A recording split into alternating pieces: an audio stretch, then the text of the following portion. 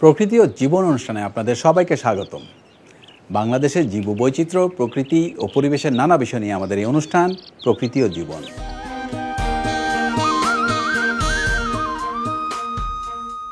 আমাদের জীবন আর প্রকৃতি একে অপরের সাথে গভীরভাবে জড়িত।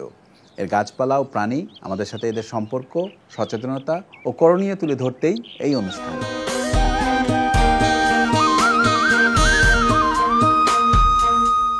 সরীসৃপ শ্রেণীর একটি প্রাণী হলো সাপ।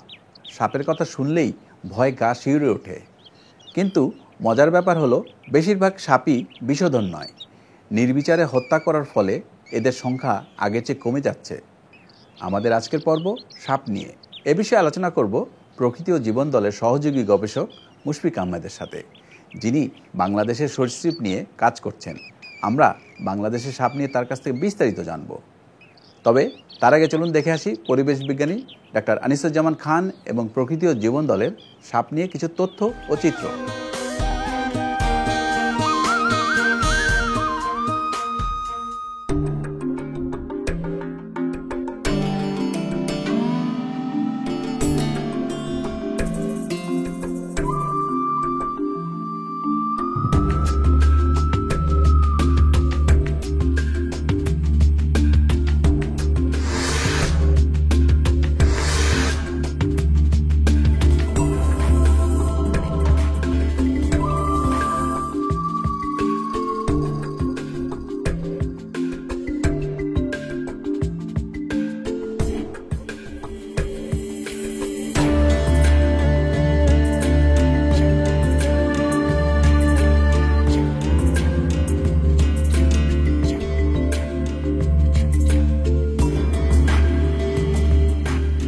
সাপ সরীসৃপ শ্রেণীর স্কোয়ামাটা বর্গের অন্তর্গত লম্বা, বেলুনাকার, পাবিহীন মেরুদণ্ডী প্রাণী।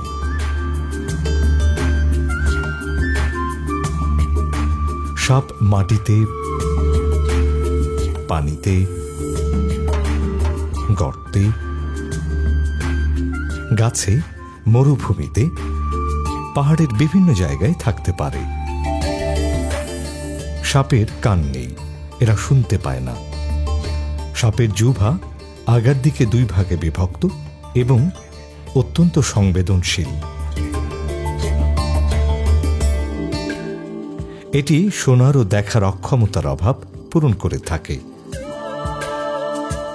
সাপ কেবল জীবন্ত প্রাণী আহার করে থাকে। এরা সাধারণত একা একা থাকে।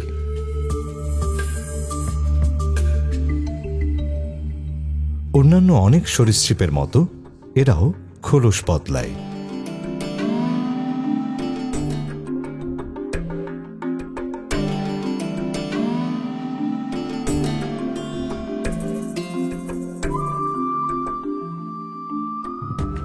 বাংলাদেশের 4 ভাগের প্রায় 3 ভাগ সাপই নির্বিষ সাপ। এদের বিষ দাঁত বা বিষথলি নেই, যেমন ঢোঁড়া, দাঁড়াস, লাউডগা, কালনাগিনী, অজগর ইত্যাদি।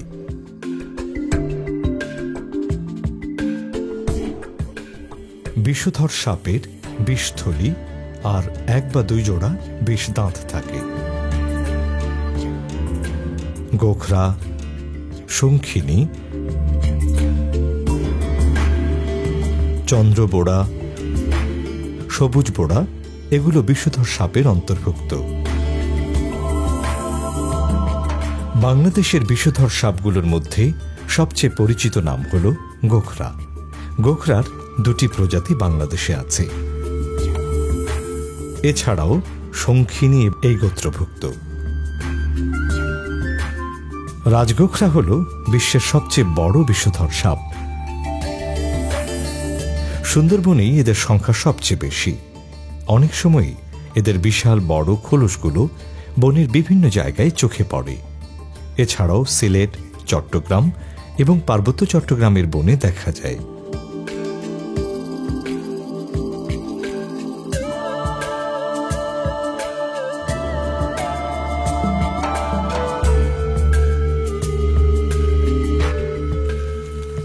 পৃথিবীতে জীবিত যত পয়জনাস স্নেক আছে তার মধ্যে লংগেস্ট দীর্ঘতম সাপ হচ্ছে কিংকোবরা। এটি বাংলাদেশের সুন্দরবনে পাওয়া যায়।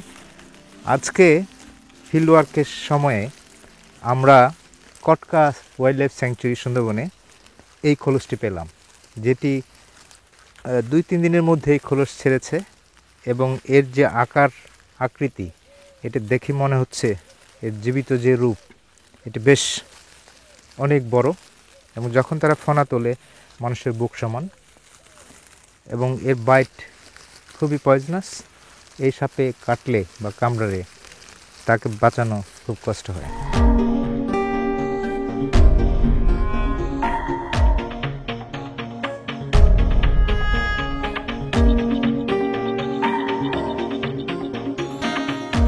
দর্শক, আমরা মেপে দেখলাম আনুমানিক এটি 14 ফিট হবে। এছাড়াও এর লেজের যে অংশ আছে সেটি ধরলে হয়তো বা এটি 16 থেকে 17 ফিট হবে। এবং সুন্দরবন এলাকায় কিংকোবরাগুলো এই আকার আকৃতি হয়ে থাকে এবং কখনো এর চেয়েও বড় হয়। এই সাপগুলো দীর্ঘতম এবং এরা ডাঙাতেও যেভাবে চলতে পারে দ্রুতভাবে, একইভাবে সাঁতার কাটতে পারে। বাংলাদেশের প্রায় সর্বত্রই গোখরা সাপের দেখা মেলে। কোথাও কোথাও এরা হাতি সাপ বা পানুর সাপ নামেও পরিচিত। আকর্ষণীয় রঙের এই সাপের ফনা আমাদের দেশে দেখতে পাওয়া সব সাপের চেয়ে বড়।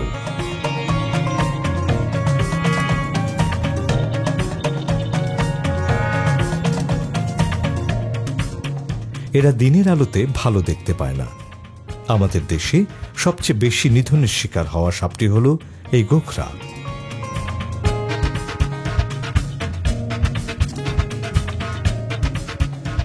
আমাদের দেশে প্রাপ্ত 5 প্রজাতির শঙ্খিনী সাপের মধ্যে অন্যতম আকর্ষণীয় প্রজাতিটি হল হলুদ কালো ডোরাকাটা শঙ্খিনী। এদেরকে অধিকাংশ সময় গভীর জঙ্গলেই পাওয়া যায়, তবে গ্রামীণ বনেও এদের দেখা মেলে।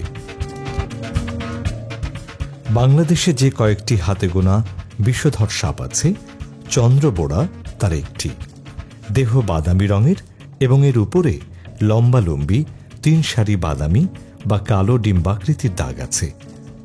দেখতে অনেকটা অজগরের বাচ্চার মতো মনে হয়।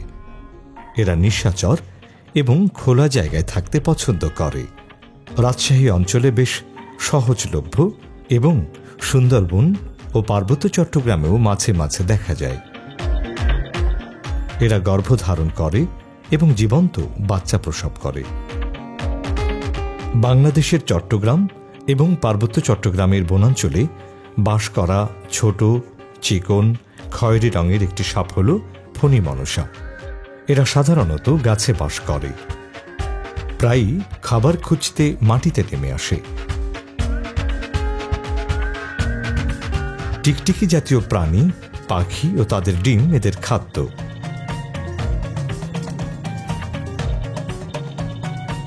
দাঁড়াস একটি নির্বিষ সাপ। এদের গায়ের রং হালকা বাদামি, হলুদ বাদামি অথবা জলপাই বাদামি হয়ে থাকে।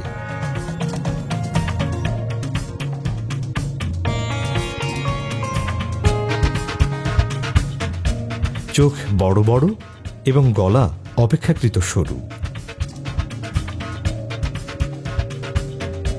লম্বায় সাধারণত 2 মিটার হয়।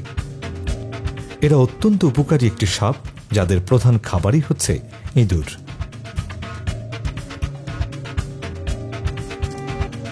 এটি দারাজ সাপ, ইন্ডিয়ান র্যাট স্নেক বলা হয়ে থাকে।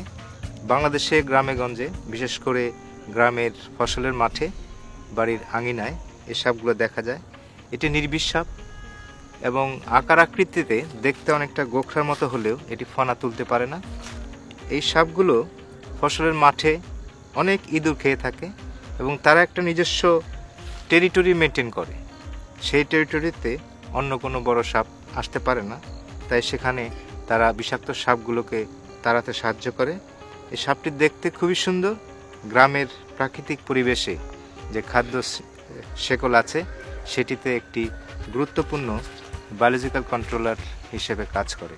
তাই এই সাপটির প্রতি সংরক্ষণের দায়িত্ব আমাদের সবার। আমাদের অজ্ঞতার কারণেই এই নির্বিষ সাপটি অহেতুক নিধনের শিকার হচ্ছে। আমাদের দেশের সবচেয়ে সহজলভ্য ও যে সাপটির সংখ্যা এখনো সবচেয়ে বেশি সেটি হল ঢোঁড়া সাপ। এদেরকে প্রায় সর্বত্রই, বিশেষ করে পুকুর, নদী, খাল, বিল, ডোবা, কৃষি জমি, বসতবাড়ির জঙ্গলময় এলাকায় পাওয়া যায়। গায়ের রং হলুদ, বাদামি, ধূসর অথবা কালো হয়ে থাকে। নির্বিষে সাপটি দিনে রাতে সবসময় তৎপর থাকে। ছোট ছোট পোকামাকড়, ব্যাঙ ও মাছ এদের প্রধান খাদ্য। অবিষধর সাপের মধ্যে লাউডগা সাপ সবার কাছে বেশ পরিচিত। লম্বা, চিকন, সবুজ রঙের এই সাপটি লাউয়ের ডগার মতোই দেখতে। লাউয়ের ডগার মতো শরীর, আর অনেক ক্ষেত্রে লাউয়ের ঝাড়েই এদের দেখতে পাওয়া যায় বলেই হয়তো এর নাম হয়েছে লাউডগা সাপ। এরা সুতানলি সাপ হিসেবেও পরিচিত। শরীরের সবুজ রঙের সাথে মিশিয়ে সবুজ লতাপাতা ও কাণ্ডের সাথে এমনভাবে মিশে থাকে যে সহজে এদের উপস্থিতি বোঝা যায় না। মাথার গড়ন লম্বাটে এবং মুখের অভ্যন্তরভাগ লাল রঙের। রেগে গেলে অনেক বড় হা করে ভয় দেখিয়ে থাকে। একেবারেই বিষহীন বলে এদের কামড়ে কেউ মারা যায় না। এই সাপটি হচ্ছে লাউডগা সাপ। সাধারণত এর প্রাকৃতিক বৈশিষ্ট্য হলো এটি প্রকৃতির যে আবাসে থাকে সেই আবাসের রঙের সাথে এর যে গায়ের রং সেটি হয়ে থাকে। এ গ্রামে গঞ্জে বনের ঝোপঝাড়ে যেখানে সবুজ গাছপালা আছে তার লতা গুল্মের সাথে মিশে থাকে। সে বিভিন্ন ধরনের ছোট পোকামাকড়, টিকটিকি, গিরগিটি খেয়ে থাকে। এটি নির্বিষ সাপ। প্রকৃতি, ধর্ম এবং মানুষের যে সাংস্কৃতিক এবং সাহিত্যিক মূল্য আছে সেই দিক থেকে বিবেচনা করলে সাপ দেখা মাত্রই যে মারতে হবে এই ধারণাটি ঠিক নয়। তাই সাপ সংরক্ষণ করা প্রয়োজন।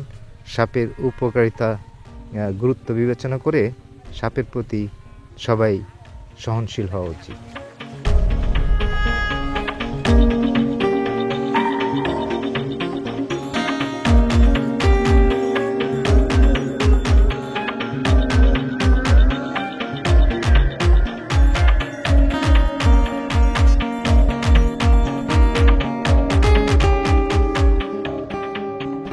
অনেকটা একই রকম দেখতে হলেও বিষধর একটি সাপ হল সবুজ বোড়া। ইংরেজি নাম পিট ভাইপার। মাথার দুপাশে পিট নামক এক ধরনের অঙ্গ আছে যা তাদের শিকারের উপস্থিতি বুঝতে সাহায্য করে। স্বভাবে শান্ত হলেও কখনো বিরক্ত হলে আক্রমণ করে বা কামড়ের ভয় দেখিয়ে থাকে, তবে সহজে কামড় দেয় না।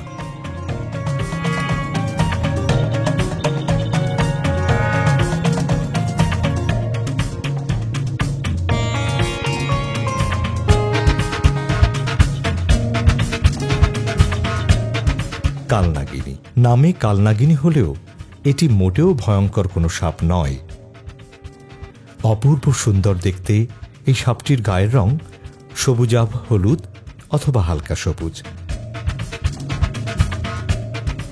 পিঠের ওপরে লাল কালো দাগ আছে। বাংলাদেশের বনাঞ্চল, বিশেষ করে সুন্দরবনে এদেরকে বেশি দেখা যায়। এটিও নির্বিষ সাপ। বাংলাদেশের সবচেয়ে বড় নির্বিষ সাপ হল অজগর। এরা সাধারণত 5-6 মিটার পর্যন্ত লম্বা হয়। দেহ অনেক মোটা ও ভারী। বর্ণাঢ্য রঙের শরীরের ওপরে ও পাশে হলুদ গাঢ় বাদামি রঙের অনেক ছোপ দেখতে পাওয়া যায়। অজগর কিছুটা বৃক্ষবাসী এবং দিবাচর, এবং দিনের বেশিরভাগ সময় অলসভাবে কাটায়। অজগরকে সুন্দরবন ও পার্বত্য চট্টগ্রাম অঞ্চলে দেখা যায়। বাংলাদেশে অজগর মহাবিপন্ন এবং কদাচিৎ চোখে পড়ে। বাংলাদেশের নির্বিষ ও উপকারী সাপগুলোর নিধন চলছেই। সাপের অর্থনৈতিক ও পরিবেশগত গুরুত্ব অনেক। পরিবেশের ভারসাম্য বজায় রাখতে এই সাপগুলোকে রক্ষা করা উচিত।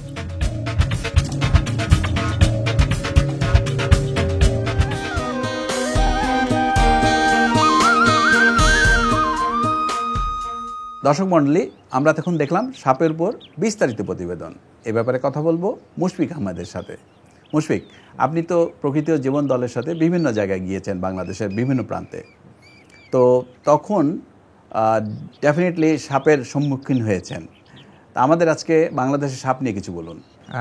প্রথম যখন আমরা সাপের সম্মুখীন হই তখন আমাদের মধ্যে এক ধরনের ভীতি, উত্তেজনা, সব ধরনের একটা ব্যাপার কাজ করে। সেটা ছিল টেকনাফে একটা পাহাড়ে। আমাদের যে অন্য টিম মেম্বার, অন্যদের মধ্যে খুব বেশি একটা উত্তেজনা ছিল। তো তারা খুবই ভয় পেয়ে যায় প্রথম অবস্থাতে।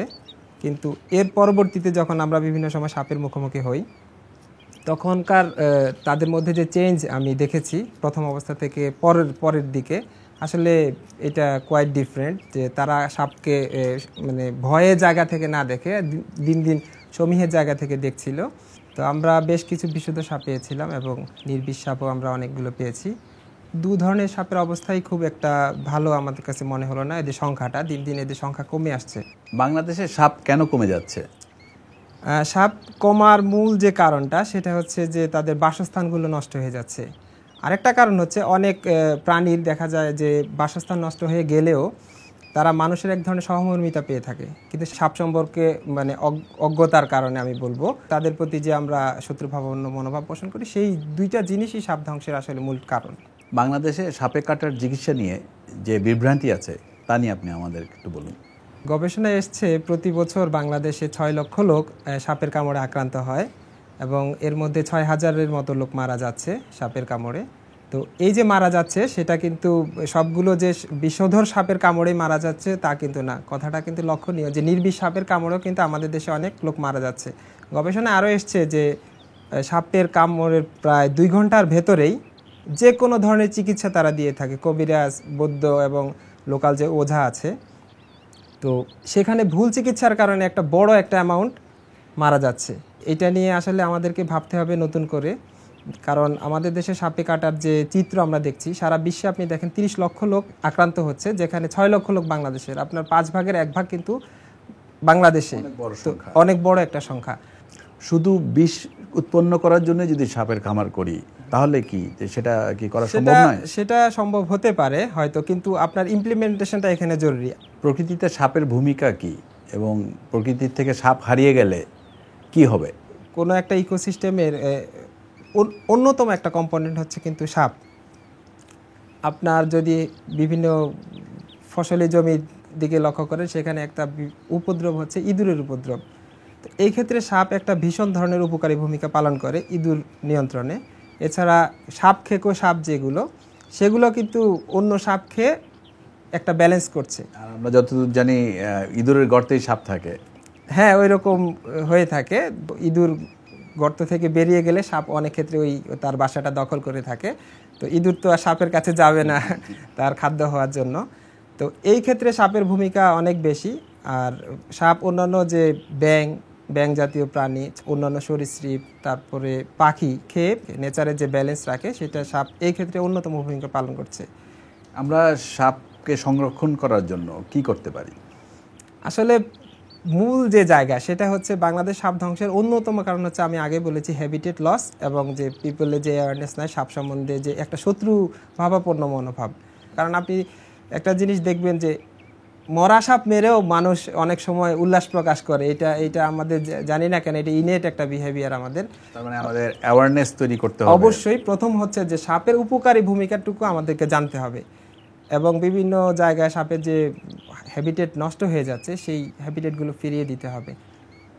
ওকে মুশফিক, আপনাকে অনেক ধন্যবাদ, অনেক কিছু জানতে পারলাম আপনার কাছ থেকে। আপনাকেও ধন্যবাদ। দর্শক মণ্ডলী, প্রকৃতি ও জীবন অনুষ্ঠানের এবারের সেগমেন্টটি হচ্ছে আপনি জানেন কি। চলুন জানা যাক সাপ নিয়ে কিছু তথ্য।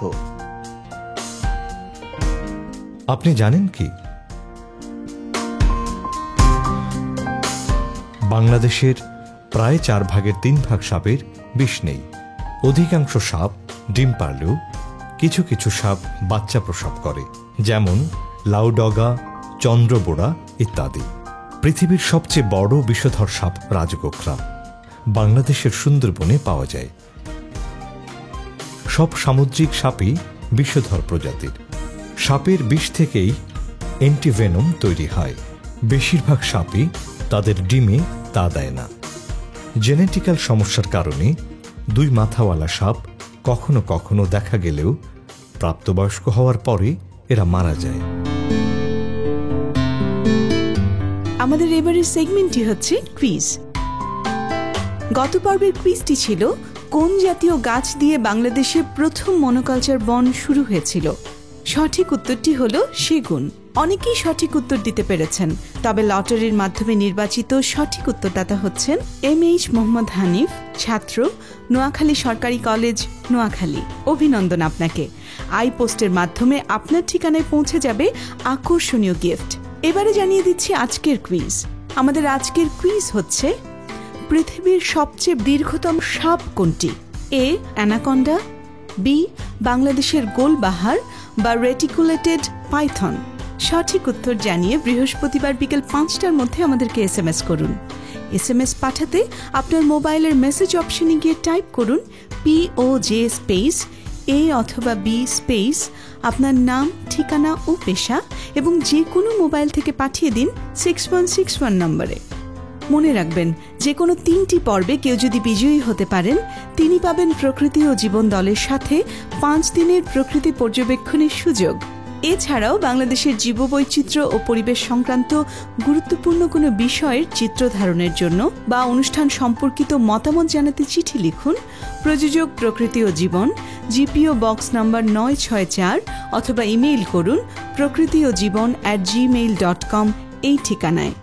শুধু দর্শক, সাপ নিয়ে মানুষের আকর্ষণের কমতি নেই, কিন্তু কিছু ভুল ধারণার উপর ভিত্তি করে আমরা নির্বিচারে এদেরকে মেরে ফেলছি। পরিবেশে সাপের অবদান অপরিসীম। সাপ হত্যা বন্ধ করে এদের রক্ষায় সকলের এগিয়ে আসা উচিত। সুন্দর প্রকৃতিতে গড়ি সুস্থ জীবন, এই আশা নিয়ে শেষ করছি আজকের অনুষ্ঠান। আপনারা সবাই ভালো থাকুন, সুস্থ থাকুন।